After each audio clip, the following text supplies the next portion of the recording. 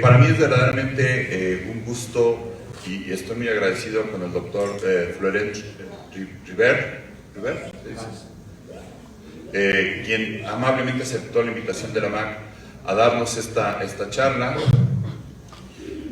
Florent es investigador en el campo de la ecología del Pleistoceno. Obtuvo su doctorado en prehistoria en el año 2002 en la Universidad de Perpignan, en Francia. En 2004 completó un postdoctorado en el American Museum of Natural History.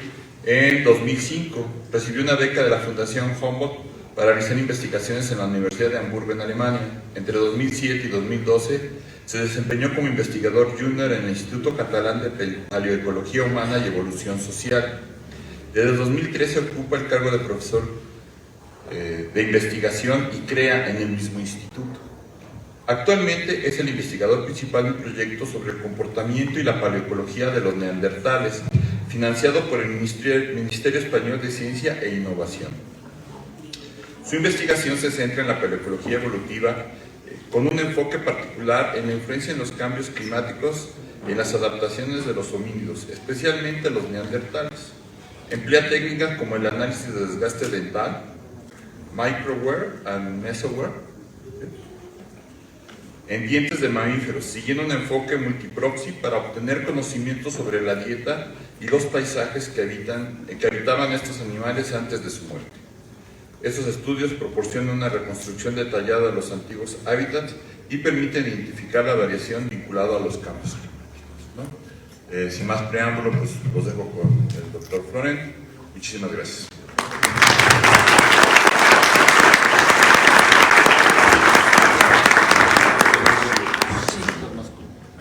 Voy abajo, así me puedo mover. Sí, por supuesto. Buenos días. Pues antes de empezar, quería agradecer el AMAC y la universidad por la... no está apagado. Ya está. Ahora sí. Sí. Antes de empezar, quería agradecer el AMAC y la universidad por la invitación a participar a este congreso y a dar la conferencia magistral. Bueno, como lo dijo en la introducción, me he formado en Francia y llevo ya ahora unos 17 años en España. Así que si hago errores hablando español, pido disculpas. También intenté aprender las palabras que en España tienen un sentido y que aquí tienen otro que no es tan correcto, ¿no? Así que espero no equivocarme con esto. Bueno, mi investigación, como lo dijo el doctor Gerardo en la introducción, trata de reconstruir la paleoecología y en particular la paleodieta de mamíferos y de ungulados en particular, y trabajó sobre todo en contextos arqueológicos. Trabajó en un instituto de prehistoria en Tarragona, que está al sur de Barcelona, y trabajamos sobre todo sobre yacimientos en los cuales el conjunto de fósiles que encontramos fue acumulado por humanos, y neandertales en particular. Entonces, mi investigación tiene varios objetivos. El primero es conocer un poco el contexto ecológico donde vivían estos homínidos, ¿no? en el Pleistoceno. Y a partir de la paleoecología podemos reconstruir varios aspectos de la ecología de estas poblaciones fósiles. Primero, la ecología de las poblaciones. Estudiar su alimentación en función de la edad, del sexo, de la estación de muerte. En particular, el aspecto estacional es muy interesante porque en los yacimientos arqueológicos generalmente las ocupaciones son estacionales. Los humanos ocupaban las cuevas en momentos concretos del año porque en el entorno había tal población de animales que cazaban, ¿no? y que consumían. Otro aspecto es la ecología intraespecífica, es decir, los diferentes hábitats que puede ocupar una misma especie. a nivel interespecífico la partición de nichos ecológicos entre diferentes especies de mamíferos que comparten el mismo lugar. Y como trabajamos con un registro fósil, tenemos una perspectiva temporal que es muy interesante y podemos seguir variaciones o cambios ecológicos a lo largo del tiempo, en la misma zona o comparando diferentes lugares. Nos interesamos sobre todo a los herbívoros y los ungulados en particular por dos razones. Primero, porque son muy buenos indicadores ecológicos, porque siendo herbívoros, alimentándose de vegetales, van a reflejar directamente el hábitat en el cual están viviendo, que depende, por supuesto, del clima. Y la segunda razón es que fueron una presa muy... que los homínidos del Pleistoceno han cazado con mucha abundancia, ¿no? Entonces, en el registro fósil se encuentran muchos de estos animales, ¿no? más que carnívoros, que son más complicados o peligrosos a cazar. La paleoecología desde el principio se ha basado en el principio de actualismo, es decir, utilizar análogos actuales, especies idénticas o similares para reconstruir la ecología del pasado. En algunos casos es bastante sencillo o parece lógico de buscar la misma especie. En el caso del ciervo, por ejemplo, la especie fósil es la misma que la actual, así que podemos suponer que la ecología del ciervo fósil era la misma que el ciervo actual. En algunos casos es más complicado. Por ejemplo, podemos utilizar el elefante como análogo del mamut lanudo. Pues probablemente no. Sabemos que vivían en ambientes muy diferentes, ¿no? Lo mismo para el rinoceronte. Pues en esos casos hay que encontrar otra manera de poder reconstruir su ecología. Y de ahí la dieta es un elemento que es muy interesante porque va a reflejar las condiciones ecológicas de estas poblaciones, ¿no? del pasado. Y podemos dividir los ungulados, los herbívoros, en tres grandes categorías de dieta. Los ramoneadores, que se alimentan principalmente de hojas de árboles, arbustos, plantas leñosas. Los pastadores, que son animales que se alimentan de gramíneas, los bisontes, por ejemplo. Los que tienen una alimentación mixta, que van a consumir a la vez hojas de árboles, arbustos y gramíneas, pueden ser animales oportunistas, que comen lo que encuentran, o bien puede ser una alimentación mixta estacional, es decir, que van a tener un tipo de alimentación en invierno y otro tipo de alimentación en verano, y van alternando así de manera estacional. Y por fin los frugívoros, que se alimentan principalmente de frutas. Pero aquí estamos dibujando líneas, ¿no? separaciones entre estas categorías, pero realmente los animales, pues la dieta es más un espectro y es un continuo, desde pastador hasta ramoneador. No podemos dibujar separaciones tan estrictas entre estas diferentes categorías. Y sobre todo porque pues, los animales no saben que hemos creado esas categorías y a veces pues, no son conscientes de estas normas que les imponemos y cruzan las barreras que creamos, ¿no? Y a veces pues, no siempre comen lo que nosotros pensamos que deben comer, ¿no? Por ejemplo, el alce, que típicamente es un ramoneador, pues en algunas ocasiones se puede observar pastando, ¿no? Entonces, todo esto vamos a ver cómo podemos reconstruir la dieta de estos animales y sobre todo conocer la dieta exacta de un individuo cuando estaba vivo. En biología o en mastrozoología tenéis varias herramientas, ¿no? para conocer la dieta de los animales. Lo primero, lo más fácil, es observar lo que comen, ¿no?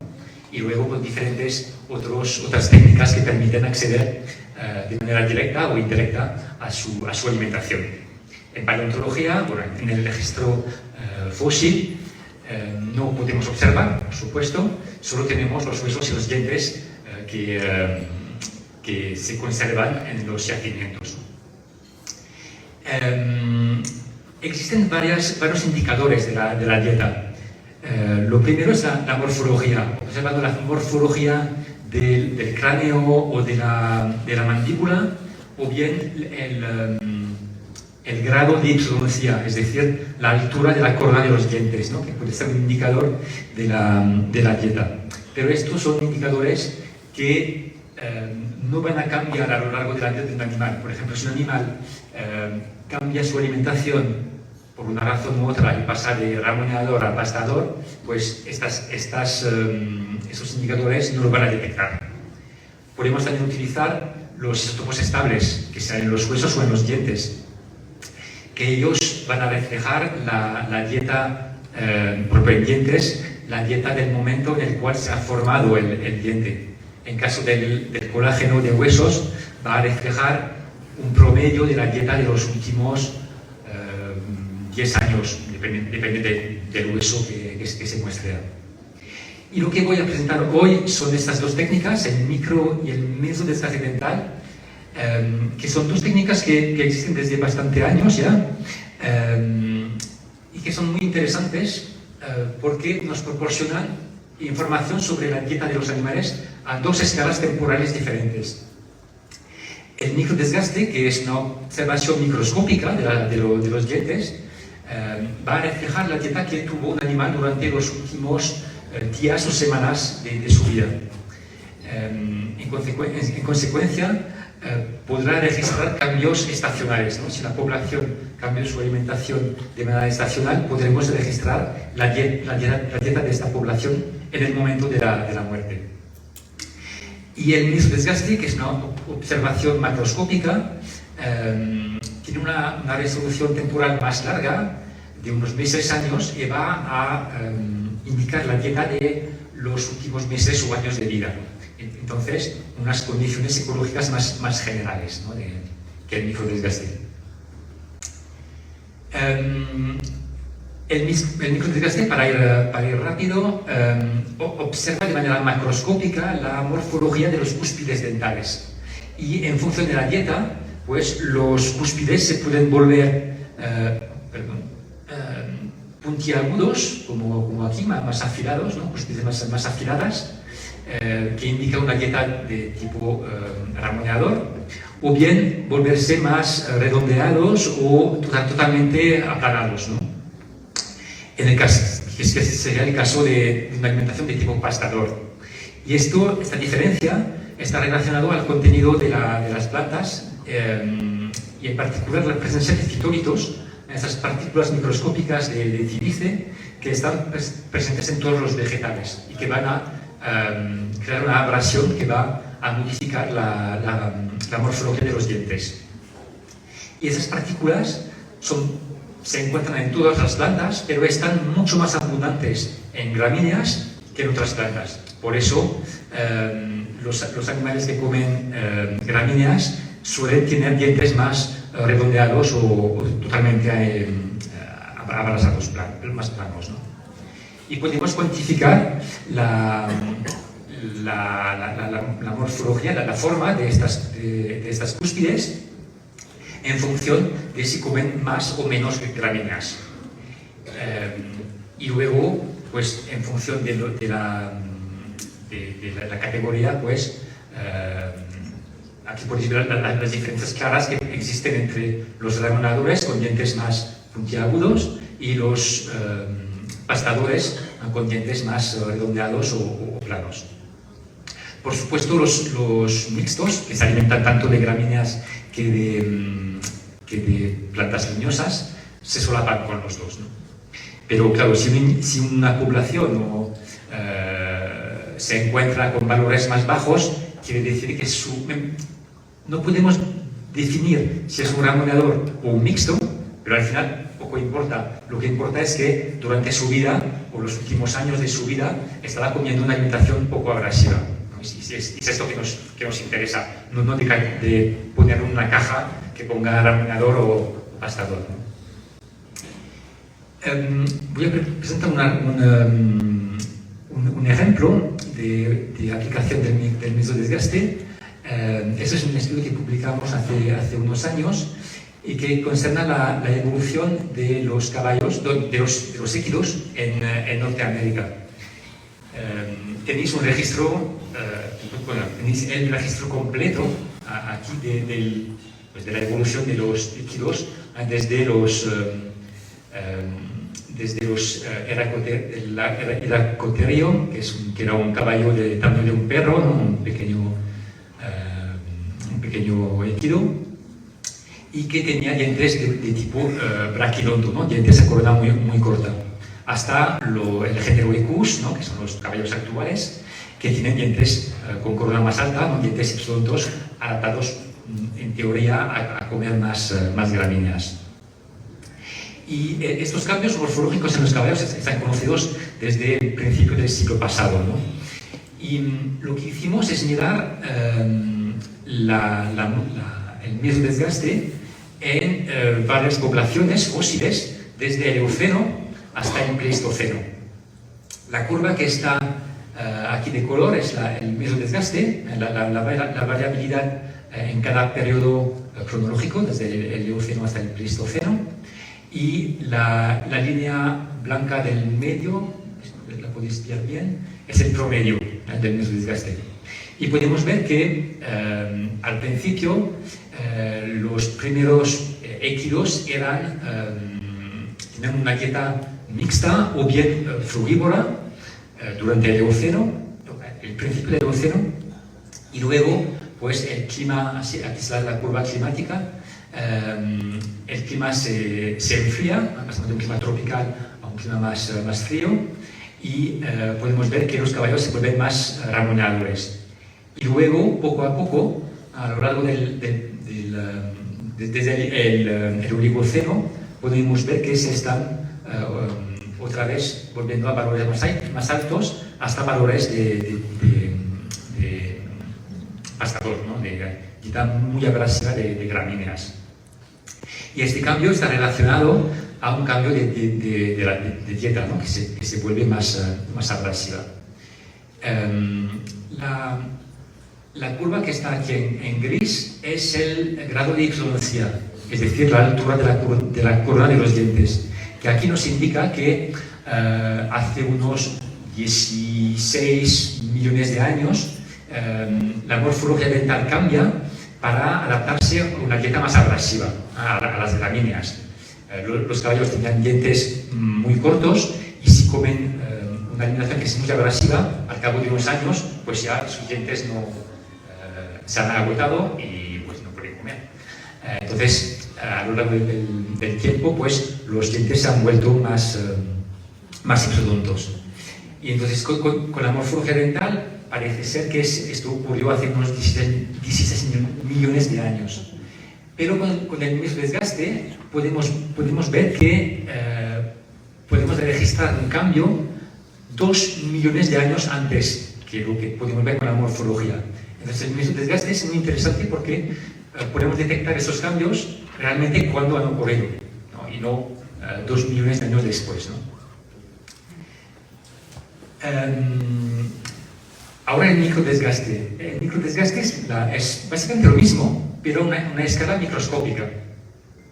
Es decir, que vamos a observar la superficie oclusal de los dientes, en particular el esmalte, al microscopio, y observar varios tipos de marcas, estrías como aquí, o pequeños picaduras o agujeros en la superficie, que son marcas producidas por la alimentación en la superficie de los dientes, ¿no? Esta técnica se puede aplicar a todos los mamíferos y generalmente a todos los animales con dientes. Hay grupos que trabajan sobre reptiles, incluyendo dinosaurios, peces, bueno, diferentes tipos de organismos. Y la formación de este microdesgaste es básicamente lo mismo que para el microdesgaste. Se forma por el contacto de los dientes con la alimentación, ¿no? Que va a crear estas marcas. Además, cuando el animal está masticando, los dientes se mueven y chocan uno contra el otro y van a crear estas marcas en la superficie, ¿no? Y hay que imaginar que pongáis arena entre dos placas de plástico transparente, por ejemplo, y si vais aplastando o si vais frotando una placa contra la otra, pues se van a crear más estrellas o más picaduras, ¿no? La superficie es un poco lo mismo. Y por supuesto son los fitólitos, estas partículas de sílice de los vegetales que van a crear estas estrellas, ¿no? También partículas exógenas a la dieta, como puede ser partículas de tierra o de polvo que se acumula encima de la vegetación, en la superficie de las hojas, puede también crear marcas, pero esto también se puede identificar. Luego existen todos los problemas taxonómicos, porque trabajamos con fósiles que han pasado miles o millones de años en el sedimento, y entonces todos los procesos taxonómicos que afectan los materiales fósiles también afectan los dientes, ¿no? Y podemos a veces identificar daños provocados por pisoteo, por ácidos, raíces de plantas, ¿no? Que pueden degradar el microdesgaste. Pero en general es bastante fácil de identificarlo y de diferenciar las marcas taxonómicas, ¿no? Marcas durante el proceso de fosilización, de las marcas de alimentación. Ay, perdón. Y lo que es muy interesante con el microdesgaste es que cada vez que estamos comiendo, que esto también se aplica a los humanos, hay grupos de investigación que trabajan sobre poblaciones humanas, es que tiene una tasa de renovación que es muy alta. En algunos días el patrón de microdesgaste puede cambiar si la alimentación está cambiando, ¿no? Aquí es un ejemplo que es muy claro, es con primates, y son dos imágenes al microscopio electrónicos tomadas de la misma superficie, del mismo diente, tomadas a 3 días de diferencia. Y podéis ver que hay diferencias bastante claras. Por ejemplo, las marcas aquí indicadas con una M, estas aquí oblicuas o estas aquí horizontales, no estaban 3 días antes, ¿no? Se han formado solo en estos 3 días. Hay otras, las indicadas con una O, estas aquí o estas aquí, que 3 días después han casi desaparecido. Y otras que las marcas con una R, que se han reducido de tamaño, ¿no? Eran muy grandes y ahora son un poco más pequeñas. Y si el experimento hubiera seguido pues 3 o 6 días más, pues también hubieran desaparecido. Así que veis como en solo unos días el patrón de microdesgaste va a cambiar. Entonces, si un animal está cambiando su alimentación de manera estacional, pues el microdesgaste lo va a registrar. Por supuesto, aquí solo podemos ver la última comida o cena, ¿no? del individuo que estamos mirando, ¿no? No podemos saber qué comió los días o las semanas antes, ¿no? Hay diferentes técnicas para analizar el microdesgaste. Podemos utilizar el microscopio electrónico, que es la técnica la más antigua, que se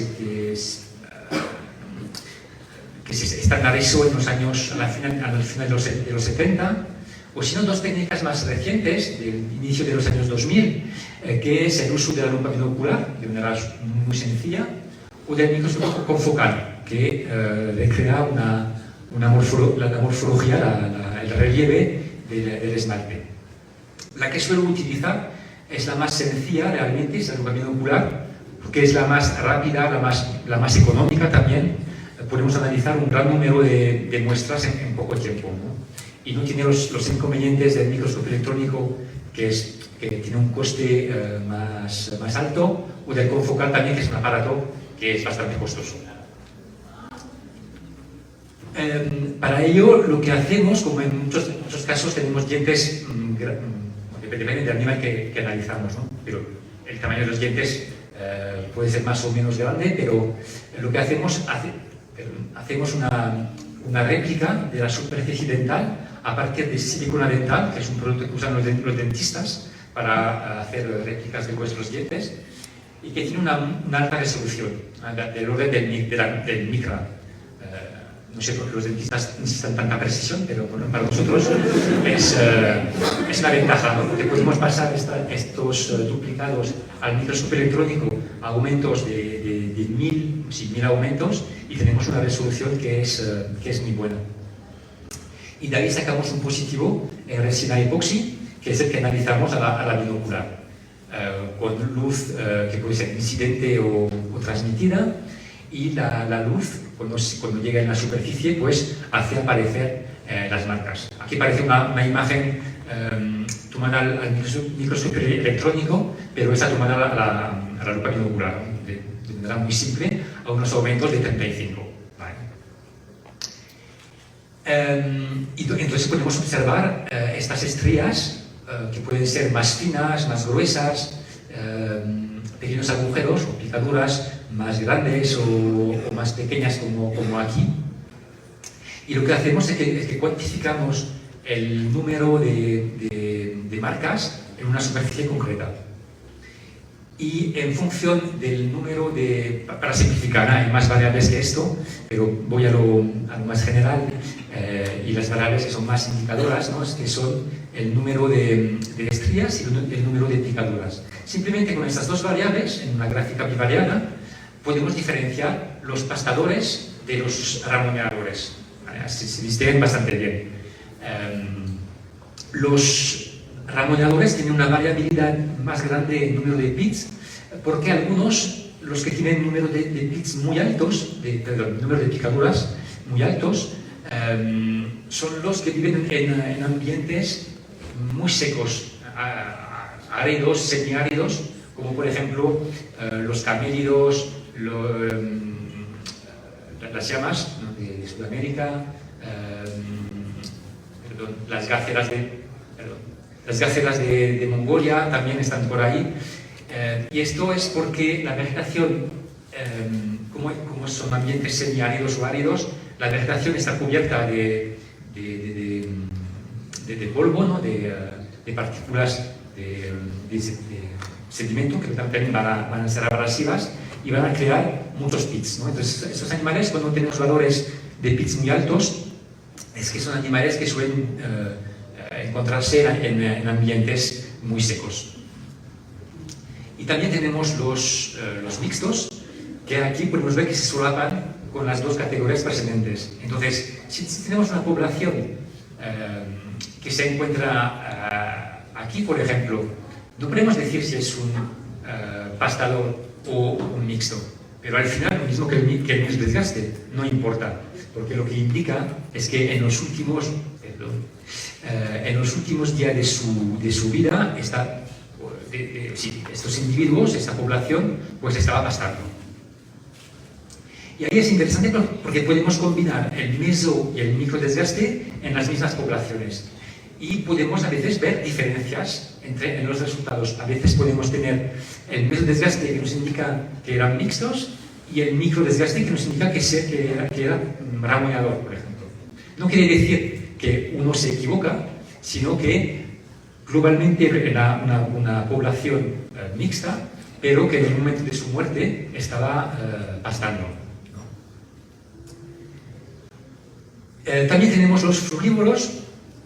Ellos se encuentran en una zona muy concreta de la gráfica, a veces se pueden alejar. Hay algunos casos esos son frugívoros actuales, entonces que vienen de ambientes tropicales, pero en el Pleistoceno habían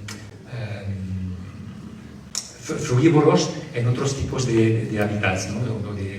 de ambientes. Y lo que les caracteriza también son bits muy grandes, tienen un tipo de bit que es muy característico y que permite identificar estos frugívoros. Ahora, en el poco tiempo que me queda, voy a presentar dos ejemplos de aplicación de estas técnicas. El primero es los cambios dietéticos en proboscideos y en particular en yacimientos europeos, donde tenemos un registro fósil desde el Pleistoceno hasta el actual.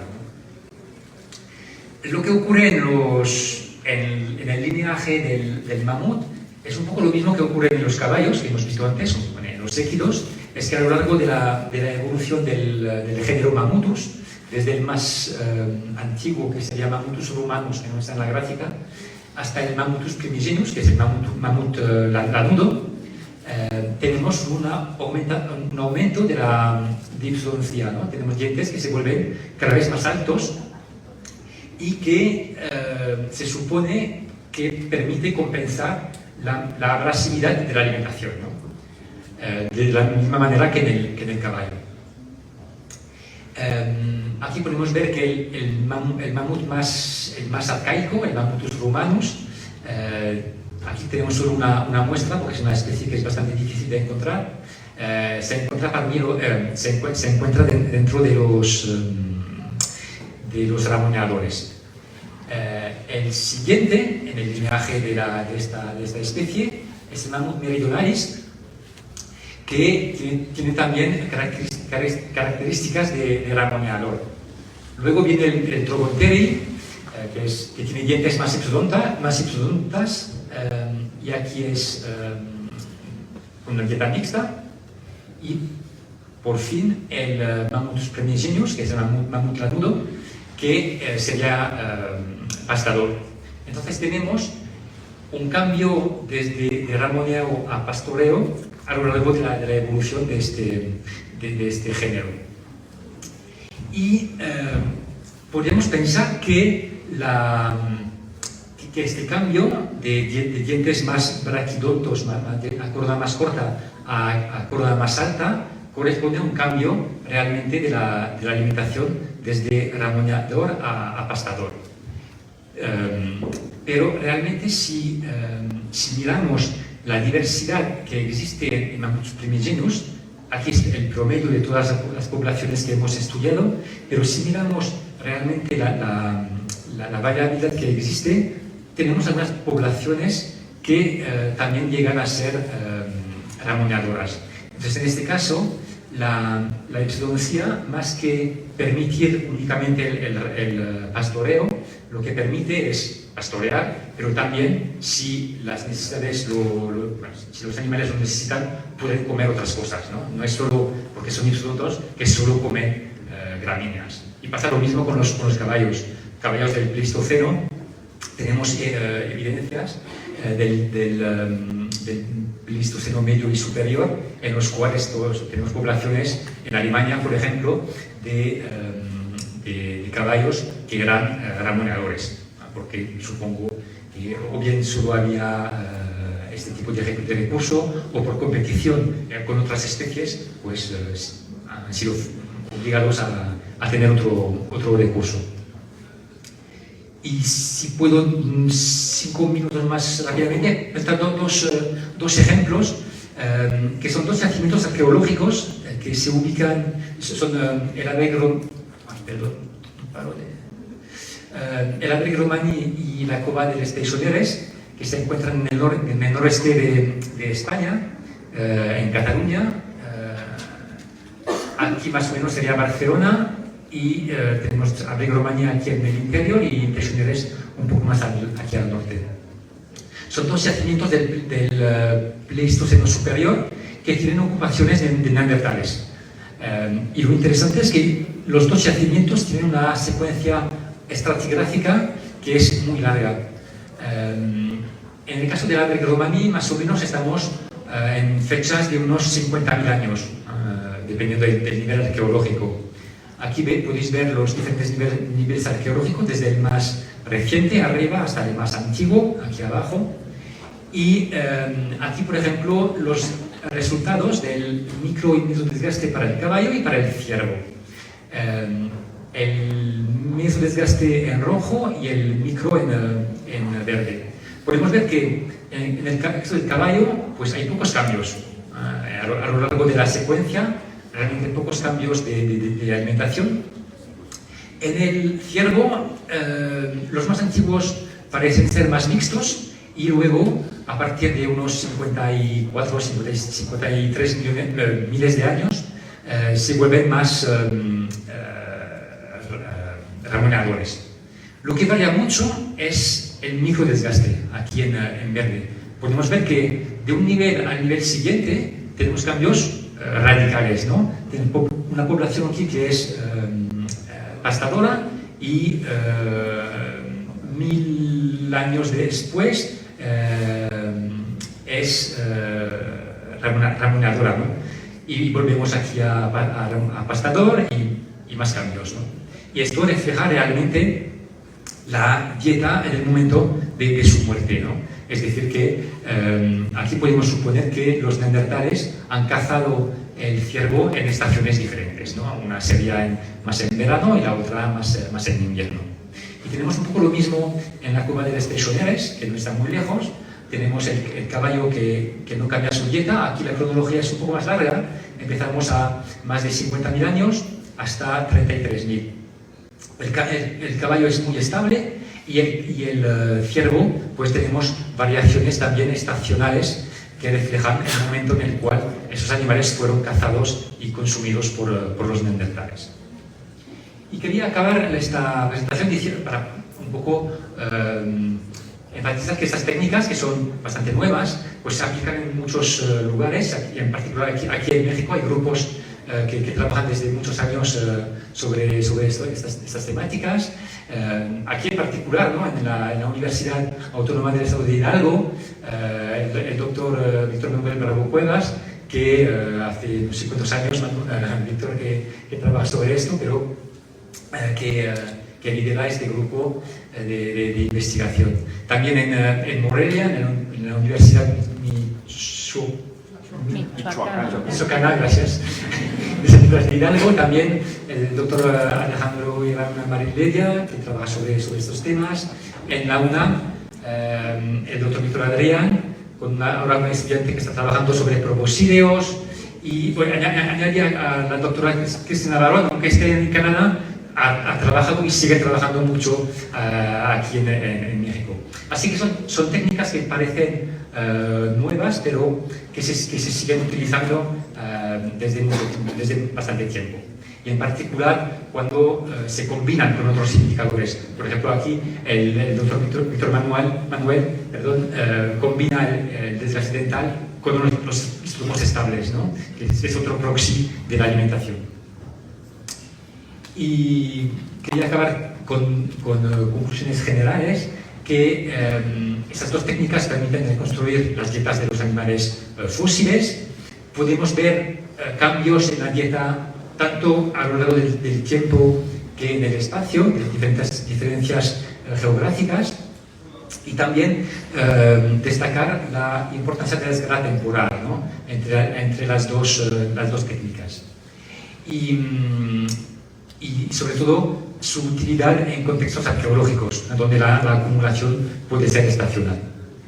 Y por fin, pues una cosa muy importante es esta resolución temporal de los depósitos, ¿no? No es lo mismo un yacimiento arqueológico donde la acumulación es muy corta, puede ser unas semanas, unos meses, a contextos paleontológicos donde la acumulación puede producirse durante mucho tiempo. Y muchas gracias por su atención.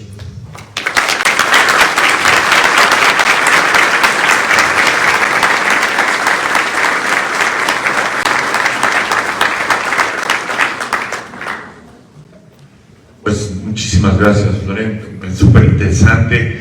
Pues hay tiempo para algunas preguntas. Yo creo que pueden aprovechar para hablar con el profesor. Primero con la doctora allá y después la doctora. Súper interesante. Solo me quedó la duda entre caballo y ciervo. ¿Cuál es la idea atrás de que el ciervo tenía una gran variabilidad en microestructura porque los cazaban, en cambio los caballos se asume que muere todo en la misma estación o que no tenían tanta variabilidad?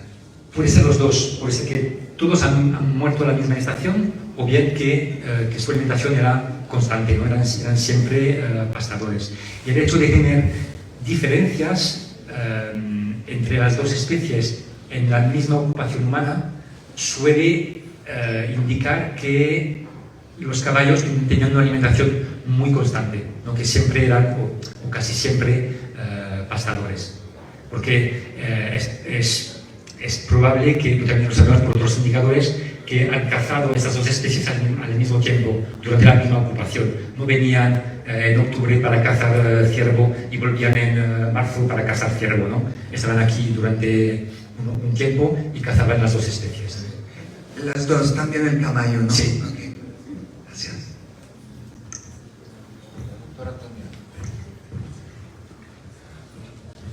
Gracias, Loren, por la charla muy interesante.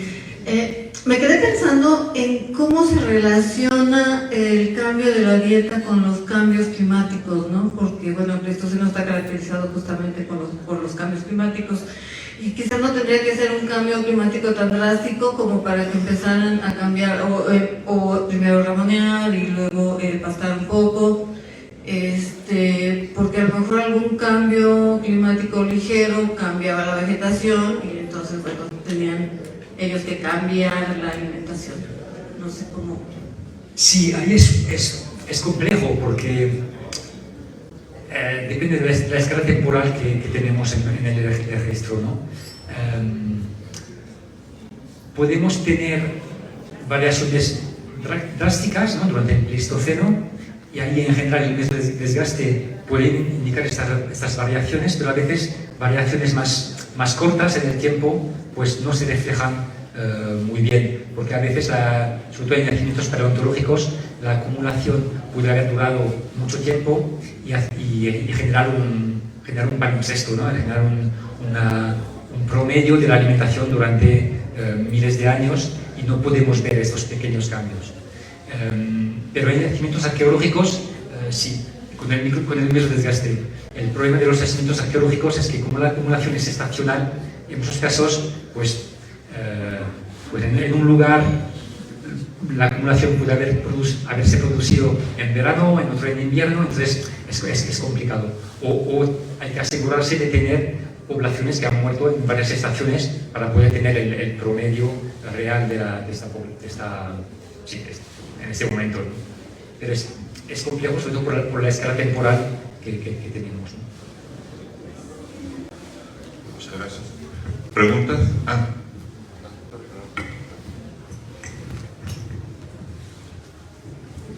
Gracias. Pensando en poblaciones de animales contemporáneos y en grupos que existe un poquito de controversia, que si son especialistas o andan alimentándose de distintos tipos de alimento, como por ejemplo los murciélagos, que es el caso que el grupo que yo estudió, ¿qué se podría hacer para resolver ese tipo de cuestiones usando estos enfoques? Pero no entendí bien la pregunta. ¿Para ver diferencias entre...? Sí, digamos, hay especies, por ejemplo, de murciélagos que sabemos que tienen dietas mixtas, ¿no? De productos, fuentes animales o fuentes vegetales. Vale. Entonces, sí. supongo que debe haber un diferente patrón de desgaste en las microestructuras. Sí, seguro. Hay pocos estudios en murciélagos. No controlo muy bien el tema, pues me centro más en ungulados. Realmente no me suena ningún estudio sobre murciélagos, tendrá que mirarlo en más detalles, pero seguro que deben haber las mismas diferencias que tenemos con los ungulados, quizás no las mismas, pero patrones diferentes en función de la alimentación. Entonces sería muestrear poblaciones de las cuales estáis seguros de la alimentación, y luego poder crear un referencial, un dataset, ¿no? de especies actuales en las cuales se conoce la alimentación y y luego aplicarlo a especies desconocidas, ¿no? Eso que se ha hecho realmente con los ungulados. Se han mostrado colecciones actuales de especies conocidas, ¿no? y de dieta conocida, y en algunos casos pues grupos en los cuales hay otros indicadores de la dieta. Por ejemplo, hay una muestra de reno en Canadá que han matado durante 3 años, en los años 70, y tienen los cráneos, los dientes y el contenido estomacal. Y ahí se puede relacionar la dieta real de esos animales con lo que vemos en los dientes. Entonces sería realizar una cosa así en murciélagos para crear una referencia que se pueda utilizar como base de comparación. Gracias. ¿Alguien más tiene preguntas para el doctor?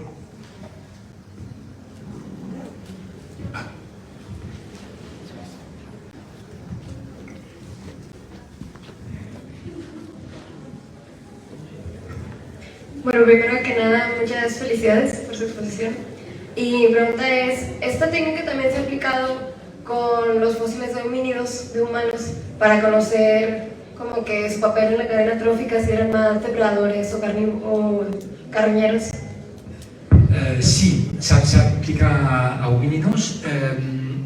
La diferencia entre carroñero y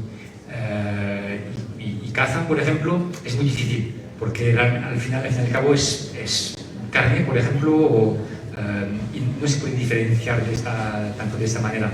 Se ha utilizado en homínidos antiguos, en los australopithecinos, en otros humanos arcaicos, para diferenciar alimentación más vegetal o más carnívora, por ejemplo. Y luego en poblaciones más recientes, en Europa, por ejemplo, poblaciones del Neolítico o de época de la edad de los metales, ¿no? Del bronce o del hierro, para ver diferencias de consumo de cereales, de carne, de pescado, por ejemplo, donde podemos ver esas diferencias, ¿no? Entonces, hay diferentes aplicaciones, y además lo que es interesante en humanos es que podemos estudiar tanto la cara oclusal de los dientes, la cara que está masticando, como la cara bucal, que no tiene un contacto directo con un diente opuesto, pero sí con la alimentación. Y ahí pasa un poco lo mismo entre el micro y mesodesgaste. Tenemos 2 escalas temporales. La cara oclusal, como se desgasta más rápidamente, va a reflejar la alimentación de los últimos días, últimas semanas, mientras que la cara bucal, ahí es más cumulativo y podemos ver la alimentación promedio de la alimentación sobre un tiempo más largo. Entonces, también combinando los dos, también puede ser interesante. Pero los homínidos es un campo aparte, somos paleoantropólogos que controlan los materiales, y es un mundo diferente, ¿no? Para mí es muy diferente. También se puede aplicar a carnívoros, a otras especies, ¿no? Para que todo lo que tiene diente puede analizarse, ¿no? Con preguntas diferentes, por supuesto.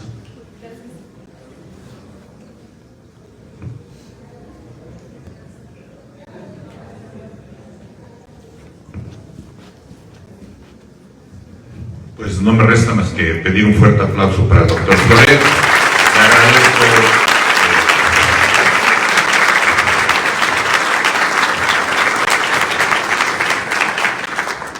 Le agradezco en nombre de la MAC pues, haber aceptado nuestra invitación. Le agradezco a Víctor, que fue el que nos sugirió.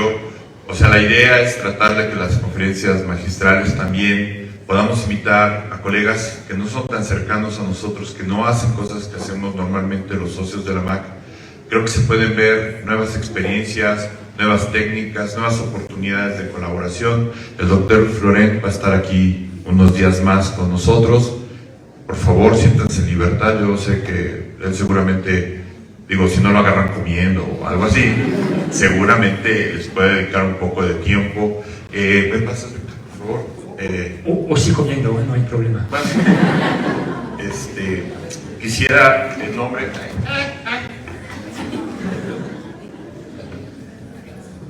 Primero el nombre de la MAC, pues este bonito obsequio que le estamos dando. Yo quería que se perdiera, pero no hubo manera. Muchísimas gracias.